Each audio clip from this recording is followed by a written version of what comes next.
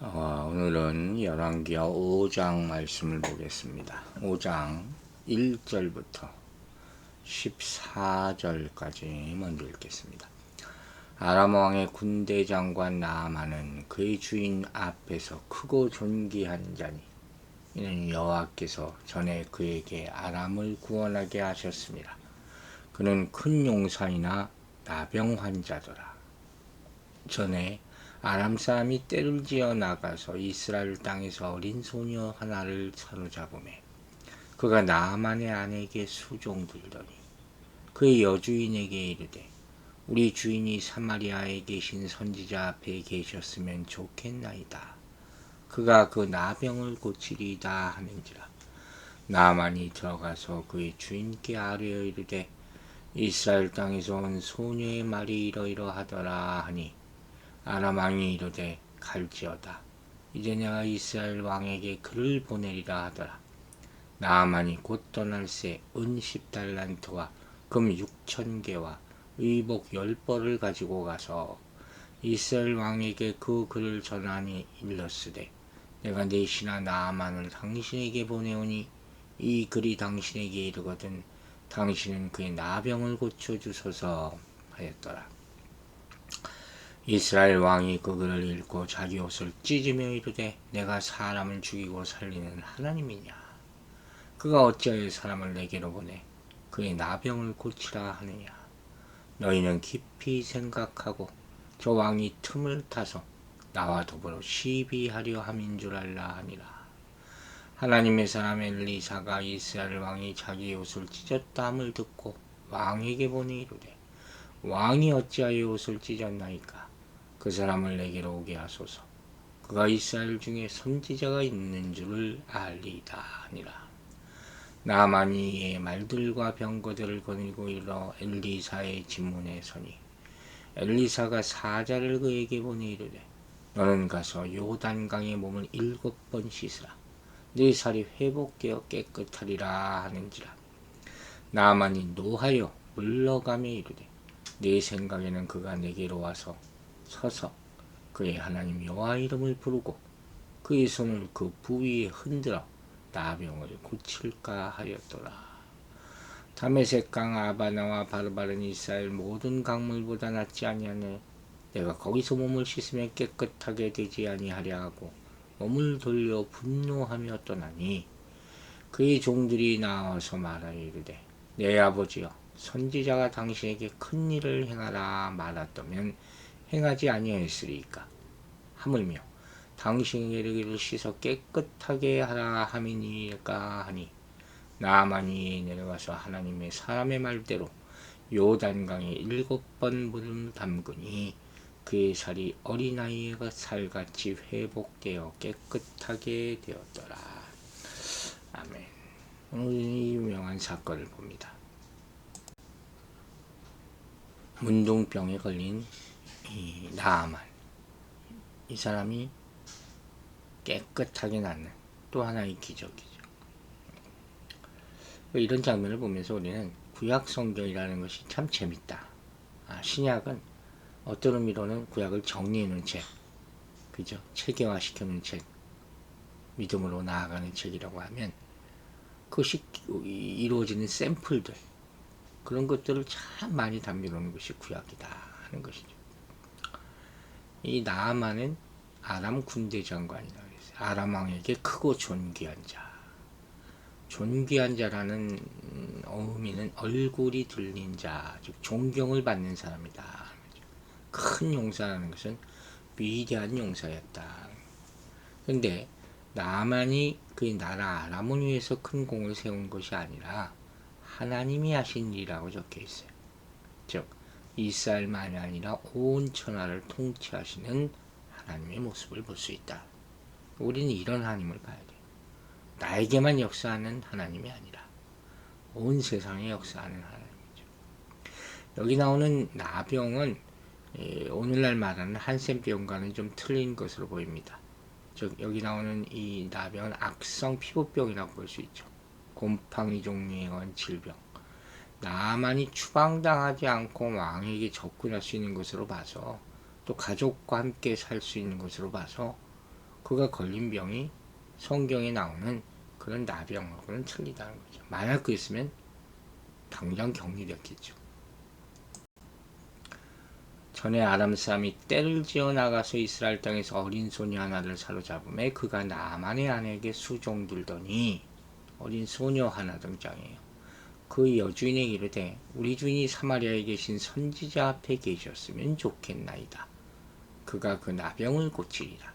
하여튼 성경에 나오는 이름이 없는 소녀, 소년, 꼭 하나님의 위대한 일을 중지하는 일 감당하는 거죠. 이 소녀는 엘리사를 사마리아에 계신 선지자라고 말합니다. 이스라엘을 지금 사마리아라는 말로 표현한 것 같아 보여요.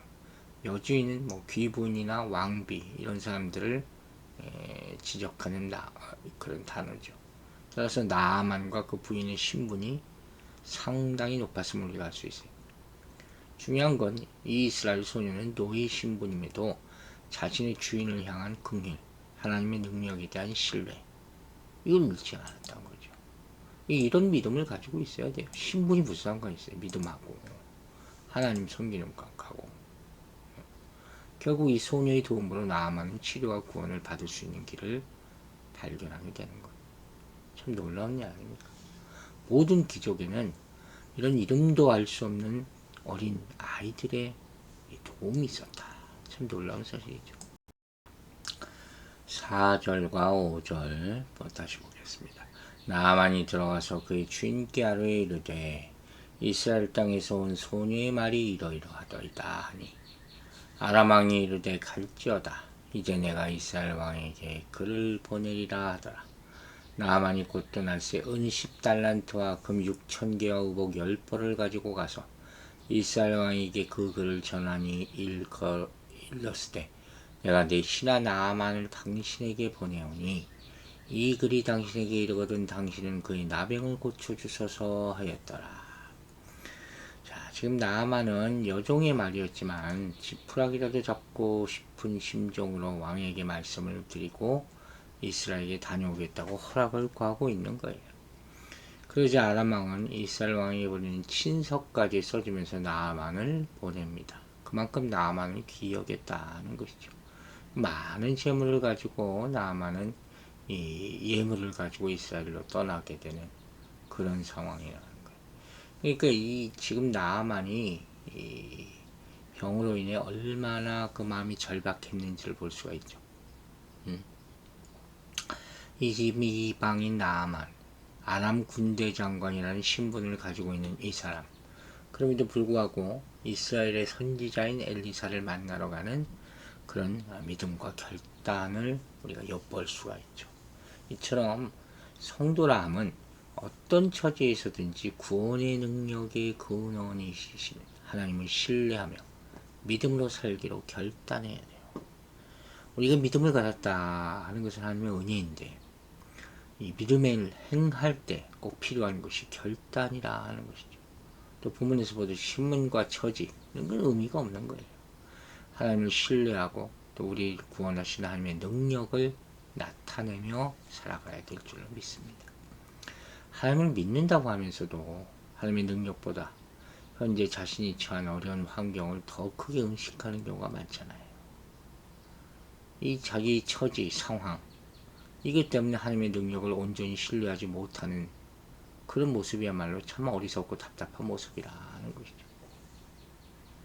그래서 우리도 그렇지만 또 이렇게 해결하기 힘든 문제로 인해 절망에 빠진 사람들에게 하나님의 구원의 능력과 복음의 능력을 전하는 사람으로 살아가야 된다는 것입니다. 이제 이스라엘 왕의 반응이 나옵니다. 7절부터 보세요. 이스라엘 왕이 그 글을 읽고 자기 옷을 찢으며 이르되 내가 사람을 죽이고 살리는 하나님이냐 그가 어찌하여 사람을 내게로 보내 그의 나병을 고치라 하느냐 너희는 깊이 생각하고 정이 틈을 타서 나와 더불어 시비하려 함인 줄 알라 하니라. 하나님의 사람 엘리사가 이스라엘 왕이 자기 옷을 찢었다함을 듣고 왕에게 보내 이르되 왕이 어찌하여 옷을 찢었나이까 그 사람을 내게로 오게 하소서. 그가 이스라엘 중에 선지자가 있는 줄을 알리이다 하니라. 나만이의 말들과 병거들 거느리고 이르되 엘리사의 진문에 서니. 지금 이스라엘 왕은 이 상황을 이해를 못하는 거죠. 무엇보다도 나만의 병을 고쳐달라는 아람 왕의 편지를 받았을 때 두려웠다는 거예요. 왜? 자기가 보니까 나병을 치료하는 것은 불가능한 일인데 이 일을 핑계로 아람이 이스라엘을 침공하려는 것 아니냐. 왕의 입장에서 이렇게 볼 수도 있을 것 같아요. 지금 이스라엘 어린 소녀도 알고 있는 선지자 엘리사를 정작 이스라엘 왕은 알지 못했다. 이게 참 아이러니죠. 이런 경우가 많아요. 진짜 능력이 어디서 나오는가 그걸 모르는 것이죠. 여호와의 능력을 무시하고 있는 왕이니까 당연히 엘리사도 하찮게 여겼을 것 아닙니까? 그런 맥락에서 보면 되는 거예요. 근데 이렇게 절망하고 있는 왕에게 엘리사가 나아가서 나아만을 자신에게 보내라고 전하는 거죠. 그러면서 그가 이스라엘 중에 선지자가 있는 줄을 알리이다. 이렇게 말합니다. 이게 바로 1절부터 14절 이야기의 핵심이라고 할 수 있어요. 자세히 살펴보면 이스라엘 소녀가 이야기했던 내용이 이 구절과 연관된 것을 발견할 수 있죠. 결국 어린 소녀가 하나님의 큰 뜻을 전달한 것이에요. 엘리사는 단순히 강대국 군대 장관의 병을 치유해서 국가적인 어려운 일을 해결해주는 차원이 아니라 선지자로서 또 다른 목적을 가지고 일을 행하고 있다는 것이죠. 나만이 지금 엘리사 집 앞에 드디어 도착해서 엘리사를 기다립니다. 이 모습은 마치 수냄 여인이 엘리사를 대하듯 그렇게 경의를 포함해서 기다리고 있는 것처럼 보이죠. 이 이스라엘 왕이 앞서 아람 왕의 편지를 읽고 나만을 보내서 병을 고쳐달라고 요구한 것이 전쟁을 일으키는 굿이라고 오해한 이유는 뭐겠어요? 아까도 잠깐 언급했지만 하나님의 능력을 불신했기 때문이에요. 그러니까 이것이 지금 이스라엘 왕의 모습이 노예 소녀나 이방인 나아만의 믿음과 대조되고 있는 것을 보여주죠. 그런데 이 상황에서 엘리사는 하나님이 자신을 통해 그분의 능력을 나타낼 것을 믿었기에 나아만을 자신에게 보내라고 말하는 거예요. 여러분, 성도는 자신의 지식으로 하나님을 판단하는 삶이 되어서는 안 돼요. 모든 일을 세상적 관점이 아니라 하나님의 관점으로 보고 능력이 하나님을 신뢰하고 그분을 중심으로 생각하고 판단해야 된다는 거예요. 우리 신앙의 중심에 항상 하나님을 모셔와야 되는 것이죠. 하나님을 알면서도 여전히 자신을 중심으로 세상을 살아가서는 안 된단 말이에요. 그게 바로 뭐예요? 하나님을 경배하는 것이 아니라 자신을 경배하는 것 아닙니까? 우리가 이런 잘못을 얼마나 자주 저지릅니까? 여러분, 우리는 예수 그리스도와 함께 십자가에 죽고 다시 그분과 함께 살아가는 자로서 예수님처럼 하나님 중심으로 사고하고 하나님 영광을 위해 살아가야 한다는 거예요. 우리 자신의 판단과 능력을 의지해 살아가는 자가 아니라 주님을 믿고 살아가는 자임을 잊지 마시기 바랍니다. 10절부터 보겠습니다. 엘리사가 사자를 그에게 보이리되 너는 가서 요단강에 몸을 7번 씻으라. 이제부터 기적이 나타나는 과정이 또 이렇게 표현돼요. 네 살이 회복되어 깨끗하게 한지라. 자 보세요. 아람의 군대장과 나아만은 엘리사를 만나지 못한 채 먼저 사자가 전한 말만 듣는 거예요. 그 내용은 요단강에 가서 몸을 7번 쓰시면 살이 회복돼서 깨끗하게 이르라. 여러분 같으면 어떡하겠어요? 우리가 알아야 될 것은 결론부터 얘기하면 뭐예요? 요단강 물이 특별하기 때문이 아니에요. 선지자가 전하는 하나님의 말씀에 순종하는 것이 중요하다는 거죠. 그런데 나아만은 이 말에 격분을 합니다. 왜? 엘리사가 마치 왕이 신하를 대하되 심부름꾼을 밖에 보내서 요단강에 씻으라고 지시하니까 자존심 상하는 거죠. 안 그러겠습니까? 내가 그래도 어떤 사람인데 이렇게 되는 것이죠. 옛날에 기동 같은 데 가보면 이런 분들이 있어요. 세상에서 좀 한가닥들 하는 분들이 거기 와서도 무릎 안 굽혀요. 특별하게 뭐 기도해달라고 그러고. 하여튼 어디 가도 이런 사람들이 있어요. 나아만은 또 엘리사가 하나님 앞에 간절히 기도하면서 무슨 특별한 의식을 행함으로써 자신의 병을 고쳐줄 거라고 기대한 것 같아요. 근데 물에 가서 씻으라는 거예요. 그 기대가 너무 허무하게 무너진 것이죠. 무슨 특별한 치유 의식은 고사하고 문전박대에 당한 그런 느낌이 들었던 거죠. 그리고 나아만에는 게다가 요단강보다는 아람의 강인 아바나와 바르바리 훨씬 더 맑고 좋게 느껴졌다. 화가 단단히 난 거예요. 근데 이때 종들이 돌아가려는 나아만을 간곡히 만류하고 설득하고 붙잡아요. 결국 요단강에 들어가서 몸을 씻게 되는 거죠. 체면도 버리고 분노도 사귀고 혹시나 병이 나을까 희망만 가지고 그렇게 한 것이죠. 바로 이거예요. 체면이 무슨 소용이 있어요. 생명 앞에. 그 앞에 분을 내는 것처럼 어리석은 일이 어디 있어요. 오직 내가 살 것이라는 소망과 믿음만 필요한 거죠. 이렇게 하나님의 사람의 말대로 요단강에 7번 몸을 담그니까 어린아이 새같이 깨끗하게 되는 기적이 일어나는 거예요. 여러분, 이거 꼭 실천해 보세요. 말씀 그대로, 때론 그럴 필요가 있어요. 7번 완전수죠. 7번 기도하고 7번 기도받고, 그죠? 7번 하나님 앞에 고백하고, 그죠? 여리고성이 어떻게 됐어요? 7번 도니까 무너졌잖아요. 물론 엘리사의 처방은 나만의 기도한 놈으로 달랐고, 그의 고정관념과 상식의 차원에서 생각할 때 터무니없죠. 그럼에도 불구하고 결국 나아만은 엘리사의 말에 겸손히 순종하는 나변에서 온전히 치료되는 은혜를 경험하게 되는 거예요. 성도는 자신의 기대와 고정관념에 얽매여 사는 자가 아니에요.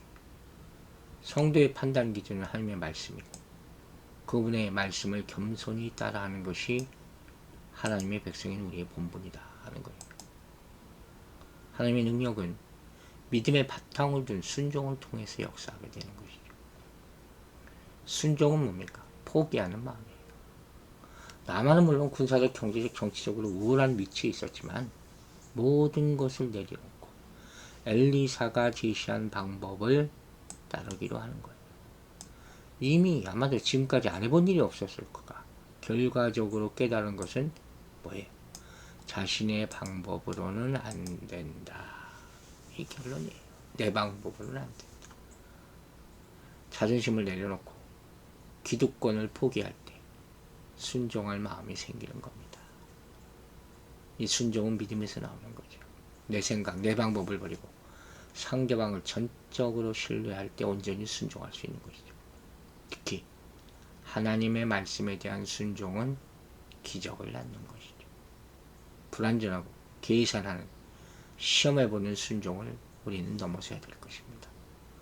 만약 우리가 나만처럼 완전한 치유와 기적을 원한다면 내려놓음의 순종, 무조건적인 순종, 그리고 끝까지 따르는 순종을 선택해야 할 것입니다.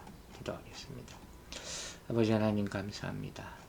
이 말씀 우리가 다 아는 말씀이지만 오늘 다시 깊이 묵상하면서 어떻게 하면 믿음으로 치유받을 수 있는가 배우게 하시니 감사드립니다. 나만이 나은 것은 어린 소년의 인도가 있었습니다. 우리도 어떤 무명의 인도자의 인도를 받게 될 때 무시하지 말게 하여 주시고 판단하지 말게 하여 주시옵소서. 무엇보다 하나님의 사람에 대해서 이렇쿵저렇쿵 얘기하는 것을 멈추고 하나님의 사람이 전하는 말씀에 순종하게 하여 주시옵소서. 하나님께 기도할 때는 체면도 분노도 다 버려야 되겠습니다. 오로지 하나님 치료해 주실 것이는 믿음의 소망만 가지고 살아가게 도와주시옵소서. 우리를 내려놓고 포기하는 마음이 진정한 순종이온데 진정한 순종으로 살게 하여 주시고 내려놓고 무조건적으로 끝까지 따르는 순종의 삶을 살게 도와주시옵소서. 감사드리며 예수 그리스도 이름으로 기도했습니다.